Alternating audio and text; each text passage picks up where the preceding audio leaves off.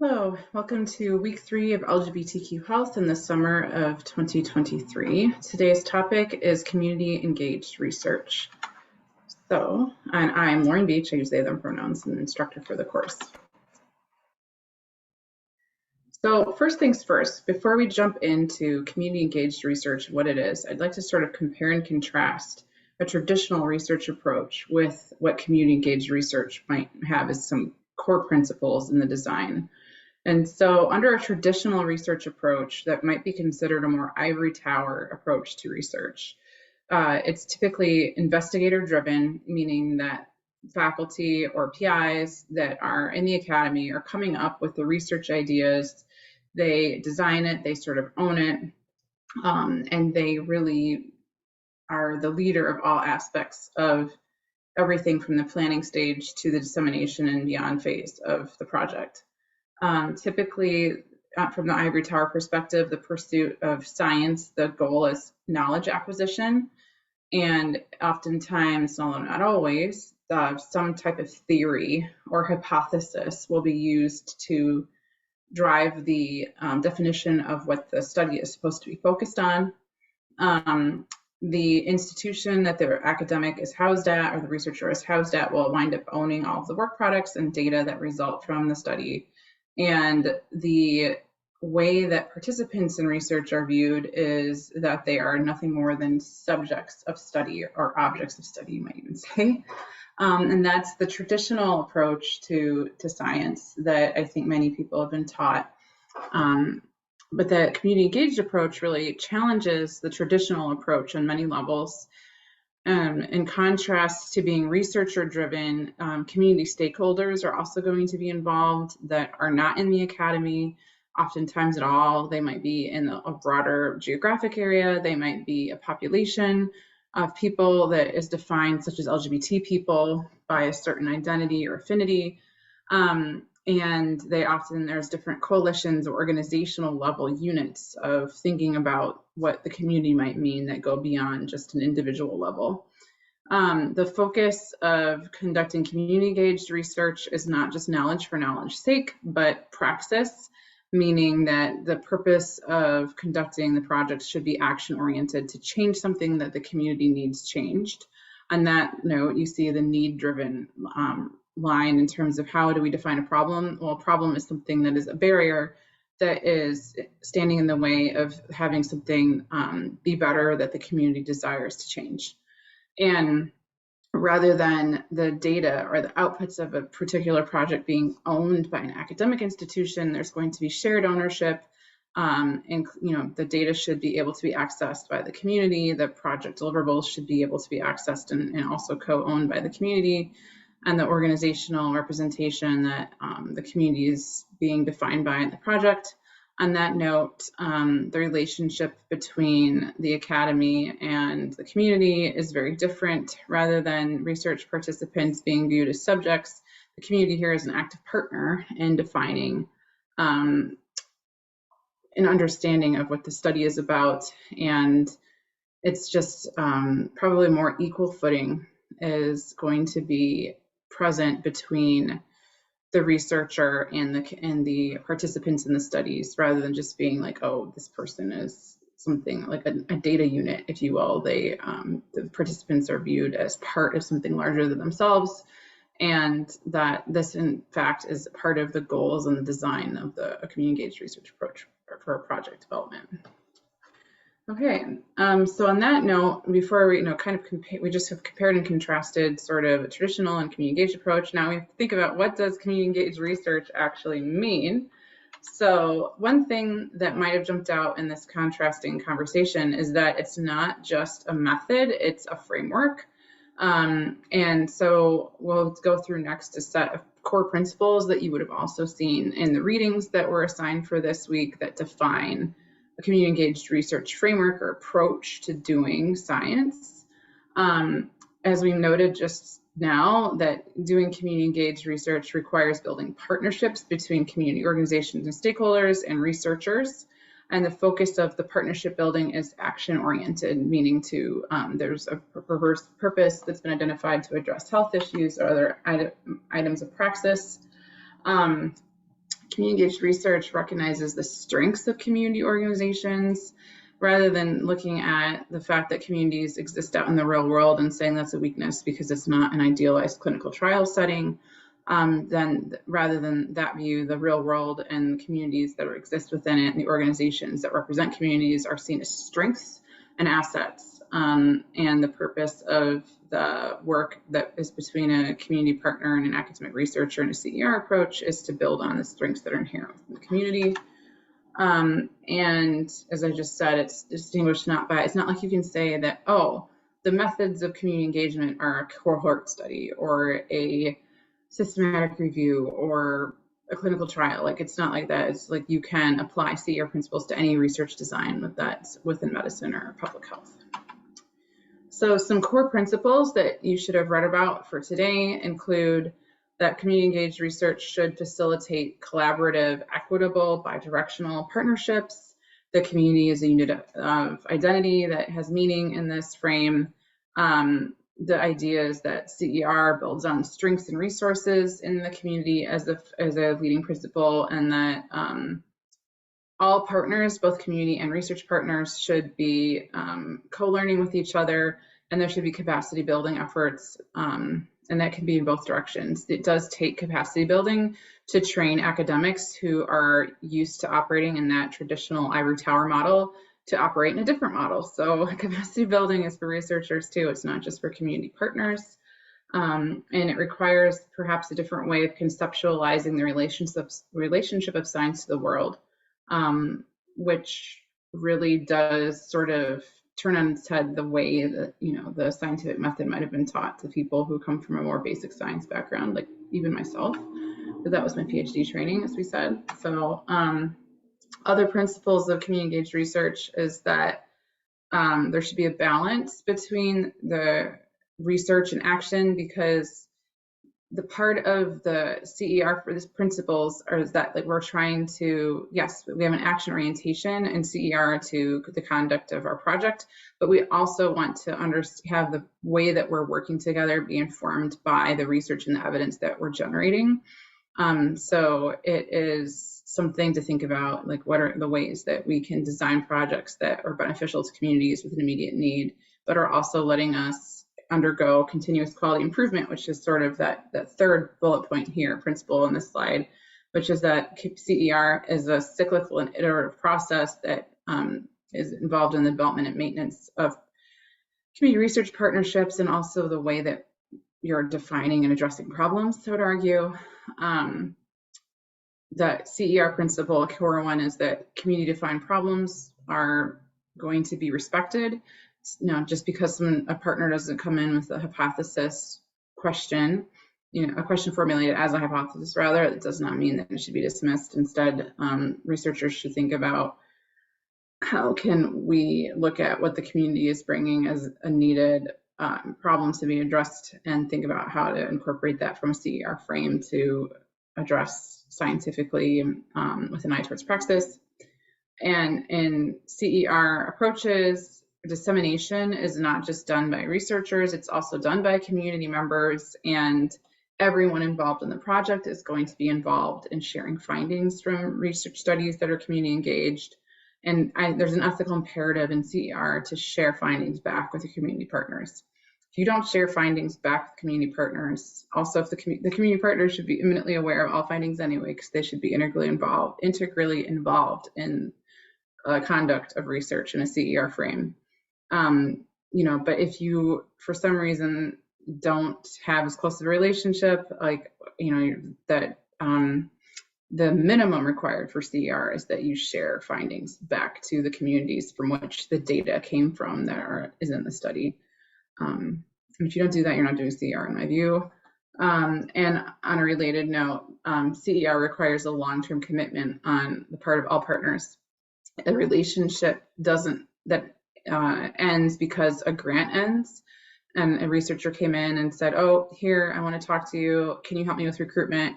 Thanks, bye. Oh, my grant ran out. I didn't have time to analyze the data. And even though I am maybe a little bit, I'm not going to talk to you about what I found. That is not CER. We might call that helicopter research for academics pretending that they do CER when they don't, which is also very common in the academy that I've seen. So, on that note, you could view community engaged research on a continuum or spectrum. This is sort of from the clinical and social behavioral realm. This was a slide, like a couple of the others, that was adapted from Claire Sullivan, who is at Vanderbilt University Medical Center's CTSA. And so what you can see on the left is that traditional investigator-initiated research ivory tower model, then community-placed research, meaning studies that are being conducted in the community, but not, there's very limited involvement. Like there's maybe no community partners that are involved to help with the study or conceptualization or its carry out. Community-based research you could look at as having some community involvement. Perhaps you have a community partner that you're contacting. They might help you just with recruitment, and then you fly away, kind of like that helicopter-y model he talks about. CBPR, though, community-based participatory research, requires that community partners are involved from every step, from the conceptualization of a research question to applying for funding for research, to helping design and pick out the study materials or survey questions or anything that's fundamental to the research design, like the community partner should have input into it. They should also be assisting with recruitment materials and outreach if that's relevant for the research design, and then be involved in dissemination. Also, I would say for CBPR, that you should be writing a generous portion of your research budget. If you have a grant that supports your work or other funding that supports the project work, community partners should be having a large chunk of that budget in a CBPR approach, in my view. And then finally, there's community-driven research listed here. You might even think of it as community-led research. And in that instance, you might have a community-based organization that has a desire to conduct their own research study, and they're coming to an academic partner for consultation. In that case, really the roles are flipped, so that the community organization is leading the way with the project, and the academic partner is only there to serve the needs and the skill gaps that, or expertise gaps that the community partner might want to have them help with. And that's really the paper, the Dean paper, represents an example of community-driven or community-led research that we read for this week. So likewise, there's various levels that you could look at in terms of how some principles could be viewed from within the community engagement continuum. So the principles here are outreach, consultation, involvement, collaboration, and shared leadership. And so the shared lead, again, if there's just outreach that's done only, then with community partners, then this is going to be less community driven than the shared leadership model. And you can see some things here, like with the shared leadership model, that final decision making is at the community level. With the outreach model, the final decision making is going to be much more driven by the academic partner. And you don't see until the involve phase here that communication is bidirectional truly, is, I guess, between involvement and collaboration. It just really hopefully helps you see how the principles apply at the different ways and levels in which you can have community engaged research, and how what would it look like? What do partnerships look like in the communication level and the decision-making level when you're thinking along the spectrum of engagement with both community partners. I wanted to next bring up, I think that this was in the prior week's lectures, the bias forest conceptual model. The reason I bring this up is because I have actually served on both sides of the community academic partnerships. I have been the community partner seeking academic consultation for a community-driven research study within organizations like Bisexual Organizing Project or Bi Plus Tennessee and others like that, or the Chicago Bisexual Health Task Force in some ways. And I've also been an academic reaching out to community partners to do CBPR research. So I've developed this model of bias forests with having that experience and background to try to think about how could we use a theoretical frame and build like a figure to communicate ways that we might want to have goals in common and have a shared community engaged model to doing projects that would fit under this model, which was focused on generating a body of evidence with bisexual identified people, stakeholders from community organizations and researchers, to then build a set of data that would be actually, thinking forward towards application. So in the case of Bias Forest, I'll give an example of a community-based participatory research study that I had done with Howard Brown Health and the Bisexual Queer Alliance Chicago, right here in Chicago, where we received a small grant from Northwestern, actually, in the Department of General Internal Medicine, Division of General Internal Medicine, Department of Medicine in Feinberg Hospital. And we had designed, like with the input of BQAC and Howard Brown Health, a study to understand barriers and facilitators that bisexual people in Chicago face to engage in primary care. And half of the people in the study were in the Chicagoland area, not necessarily connected to any particular healthcare provider or health system, and half the participants were patients at Howard Brown Health. So Howard Brown served as a key partner in this because they actually came to me and they said, hey, Lauren, we'd love to work with you. We want to apply to this grant at Northwestern to better advance bisexual health in our Howard Brown Health and healthcare environment. And so that's, what we had done. We reached out also to BQAC, Bisexual Queer Alliance Chicago, to ask them to review the surveys that, should be, like, to think about what should we be asking in a survey, how should we approach recruitment within the Chicagoland area, especially since we were recruiting participants both from Chicago broadly and as well as from Howard Brown for the study.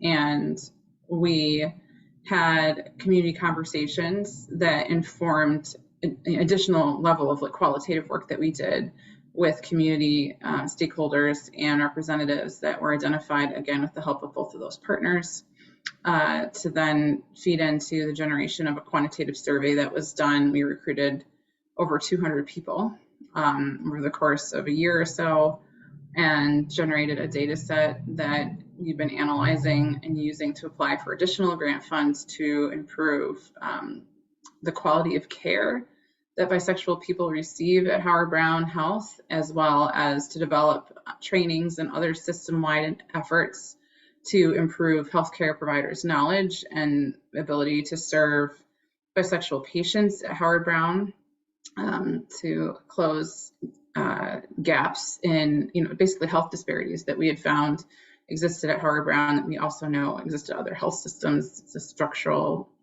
set of reasons why their BI+ people experience health disparities. And then we we wrote a protocol paper and published it in Bisexual Women Quarterly, or By Women Quarterly, which is a community publication. And we had a community-facing event that was attended by people largely in Chicago, but also, frankly, they were from a number of different countries around the world. And we brought in Robin Oakes as a speaker to help us comment and share the findings from the study with the community. And now we're still working on papers to put into scientific literature to continue advancing dissemination in bisexual health in the scientific realm. So that's just one example of a study. Then we applied this model of Bias Forest to the conduct of that study because we were looking to generate a body of evidence that would help us address the development of bioaffirming interventions and eventual, hopefully, standards of providing culturally responsive care to BI+ patients. And that purpose of doing this is that we've actually have a grant that we applied for, Howard Brown and myself, and then a consultation from BQAC again in this grant to further advance bisexual health training for health systems. That the goal of that is implementation, dissemination, evaluation, and to then build a model that could go national to improve bisexual health at the population level. And some core principles that are in the Bias Forest paper is, again, so you see power sharing with bisexual communities. We expressly reference the community-based participatory research as a key framework and approach that should be used when conducting research with bisexual populations. We also emphasize that accountability is really key, that when researchers are engaging in research studies with BI+ community organizations that are focused on bisexual health, that they make sure that they are centering bi affirmation within all aspects of the study, and that you see bi affirmation is defined above as the explicit recognition of the unique experiences of people who identify as bi+, as well as the active participation in dismantling biphobia and bi erasure at different levels in organizing practices. And so this, idea is that we would have that we recognized here that the community is an important unit, that bisexual community is understood as something that's important, and that there is a need to dismantle biphobia and advance health equity. So you can see that we're looking to define important problems that are defined by the community and address them through research that is geared towards future praxis. And then you also see centering in the margins and intersectionality. These are concepts that come from critical race theory and Black feminist thought, critical lenses here that we talked about also in some of the prior lectures for the class. And basically what this principle says is that when you are conducting this CBPR work or research studies, that centering in the margins is a concept that says you should center in, and we would say intersectionally apply centering in the margins, like who are the bi+ people who are most minoritized? How can we think to make sure that the research that we're doing isn't just going to follow the ways of helping, for example, white cisgender bisexual women who comprise numerically a very large portion of bisexual people, that if that's all you're doing, then you're really perpetuating further problems and allowing white supremacy to dictate your community engagement agenda in bisexual health. And that's not at all the point of what good bisexual health research should be doing. You should be thinking about applying a critical lens and thinking intersectionally to how you approach the CBPR work. And then finally, the driving principle here that we have in the paper that I think also came up earlier with the discussions of CBPR, thinking about budgets and funding, that when you're doing bisexual health research work, you should be trying to also advocate, especially both from the community and the researcher side, the need for increased dollars to address bisexual health research priorities that are community identified, because there's almost no, as we'll learn later in the class, that the ways in which LGBTQ health funding is distributed is highly unequal in terms of which parts of the community are the largest and which ones have the most need, and some of the worst health disparities that are out there. Often the communities that are most minoritized within LGBTQ communities are the ones that have the least funding and the least attention paid, even though the health disparities are the worst, if that makes sense. So that's kind of some principles, and some of the problems that we said would be addressed by applying these principles would be to reduce systemic bisexual erasure, to address the lack of accountability to bisexual communities in LGBTQ health research, and that we would need to identify resources to remedy some of the gaps that we were talking about. So this is just one set of, one example and one particular model that I've used. I wanted to just highlight in part because this model also is informed the way some of the community organizations that are going to come forward in the class as potential partners for you to work with in the class for your final projects. They are going to be familiar with the model and think about how to try to apply this in the work that they're doing with researchers. And there's also, with pride, every single organization that is going to be a potential partner for the class, every one of them is familiar with community-based participatory research, even if it's not just this model and the principles of community engagement, and they're going to definitely have some expectations about how people in this class would show up with them as partners and the type of ways that people in the class would be taking input from them to shape the deliverables that you'll be making for your final projects. So I guess there's one last thing here, which is in the Bias Forest paper, we have this concept of bi in all policies, which stems from Health in All Policies that came from World Health Organization.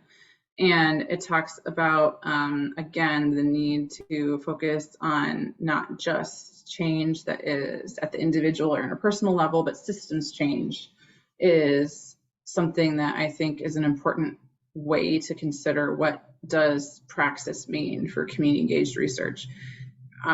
Solving problems that communities identify, it's not, problems aren't problems in the way that you might think of them under a traditional scientific research approach.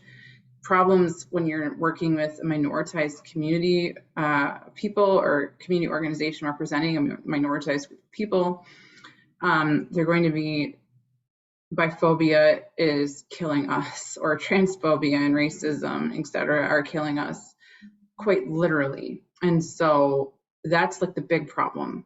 And then thinking about how will a specific problem chip away at the effects of systematic oppression on the health of minoritized communities. That is, I think, the bigger project that each of the, science could seek to try to participate in at its best, to dismantle systems of oppression and to have actions that chip away at that. Think an action orientation in when you're engaged in work that's not just community, CER, CBPR, but that is also trying to apply critical lens or critical models to it. Then you need to think about action orientation from that structural change lens that incorporates some of the theoretical frames we talked about in the first couple of weeks of the class. And as we move throughout our own quarter together, as we engage in praxis together with the final projects, I think that it should be that some of these issues do arise, and you'll be encouraged in your small groups to talk through them. And we are very privileged to have people be joining us live in class on Monday, July 10th to talk about the potential projects that you all could work on and the organizations that the projects will benefit. And hopefully this conversation here will help you get ready to think through the lens in which the community partners will be coming, because they will expect you to have been exposed to this type of content just from the fact that the people who I'm bringing to the table are people I also know and deeply respect, and myself have partnered with in Chicago and nationally to try to do my own work to reflect the values that are being taught in the class today of SGM Health as praxis with this critical lens. So with that, I will leave you for the evening and look forward to seeing you in class on Monday.